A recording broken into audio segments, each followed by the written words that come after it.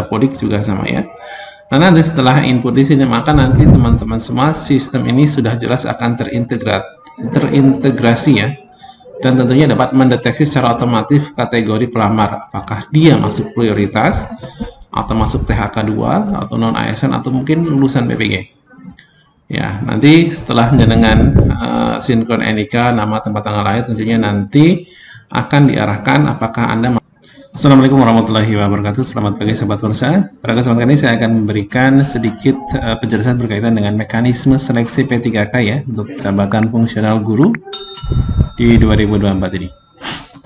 Oke, langsung saja ke slide. Nah, ini data pelamar prioritas teman-teman semua ya.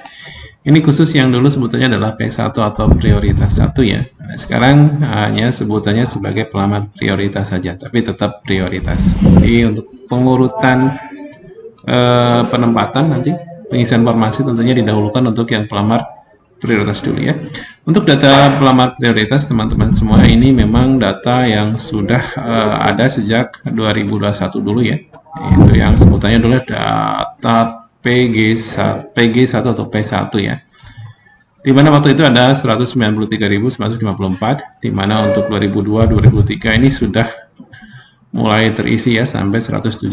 Nah, sekarang sisanya tinggal sedikit saja ya, yaitu ada 13.292 ya, di mana untuk 72%-nya sebesar 9.668. Untuk tahun 2024 ini dapat kuota formasi. Kemudian yang 18%-nya ini sekitar 3.624 ini ternyata masih juga belum dapat kuota formasi. Nah, ini rencananya akan tetap dituntaskan untuk 2024 ini ya. Jadi nanti teman-teman semua yang mendaftar di P3K Jabatan Fungsional Guru 2024 silahkan untuk mendaftar saja ya. Jangan sampai melewatkan proses pendaftaran, apalagi teman-teman statusnya adalah prioritas.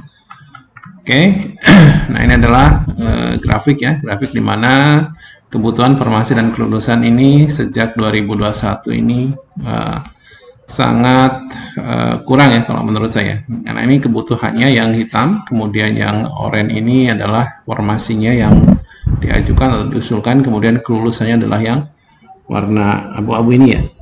Nah, ini ada 1 juta untuk 2021 ini ada 1.200.000 sekian. Ternyata formasi yang diusulkan Pemda hanya 500 sekian, tidak sampai 50%. Kemudian kelulusannya 293, ini ada 50% lebih dari yang diusulkan. Kemudian untuk 2022 ternyata masih ada kebutuhan sebesar 781.000. Nah, ternyata pengusulan Pemda juga masih di bawah 50% ya. Kemudian kelulusannya ini 250.000 dari 319. Untuk 2023 ini kebutuhannya 600.000. Tapi lagi-lagi Pemda mengusulkan di bawah 50% ya. Kemudian yang lulus ini 230. Nah, untuk 2024 ini kebutuhannya sebenarnya banyak teman-teman semua, masih ada 400.000 sekian ya. Ternyata Pemda hanya mengusulkan sekitar 40 sekian persen saja ya, tidak sampai 50%. Nah, ini tinggal nanti kelulusannya berapa persen dari yang diusulkan ya. Untuk dasar hukum saya lewati saja. Nah, ini kategori pelamar seleksi P3K guru ya. Di mana untuk yang pertama adalah pelamar prioritas, yang kedua adalah guru X THK 2 yang tentunya sudah terdaftar di database PKN. Kemudian nanti ada guru non-ASN terbagi menjadi 2 juga. Guru non-ASN yang sudah terdaftar dalam database BKN yang dulu tentunya ikut pendataan guru non-ASN di 2022 ya. Kemudian juga ada guru non-ASN di sekolah negeri tapi hanya terdaftar di data pokok pendidik saja atau Dapodik ya. Kemudian nanti ada lulusan PPG yaitu terdaftar pada pangkalan data database lulusan pendidikan profesi guru atau PPG di Kemendikbudristek. Untuk pelamar prioritas dulu teman-teman semua. Pelamar prioritas di dalamnya nanti ada XTHK 2, ada guru honorer juga, ada guru swasta dan juga lulusan PPG ya. Tapi tentunya yang prioritasnya adalah mereka-mereka ini yang tadi saya sebutkan yang sudah lulus passing grade atau memenuhi ambang batas di tahun 2021. Gitu ya. Nah, ini hanya seleksi administrasi saja ya. Jadi untuk 2024 hanya seleksi administrasi saja. Kemudian selebihnya yaitu XTHK 2, guru non ASN yang terbagi menjadi 2 dan lulusan PPG ini nanti seleksi administrasi dan juga seleksi kompetensi. Jadi ikut tes CAT juga ya di sini ya. Ya. Jadi ada 2 XTHK 2 yang masuk DP1, ada non ASN juga yang masuk DP1 ya. Jadi kalau yang tidak masuk DP1 artinya mungkin dulu tidak ikut 2021 ataupun ikut mungkin masih di bawah nilai ambang batas, intinya begitu. Ya, jadi untuk P1 atau prioritas tetap tanpa tes, hanya seleksi administrasi saja. Intinya begitu teman-teman semua. Nah, ini teman-teman semua untuk alur pelamar ya. Untuk alur pelamarnya, pelamar diharuskan terdeteksi di Dapodik dan database THK2 ya. Nah, ini untuk teman-teman prioritas yang dari swasta yang sudah di 0 jamkan atau mungkin sudah dikeluarkan dari Dapodik. Tidak usah khawatir teman-teman semua, datanya sudah tersimpan di Kemendikbudristek ya. Jadi sudah tersinkronisasi dengan NIK. Jadi nanti ketika kita input data NIK, tentunya nanti akan muncul ya teman-teman sebagai prioritas, THK dan sebagainya ya.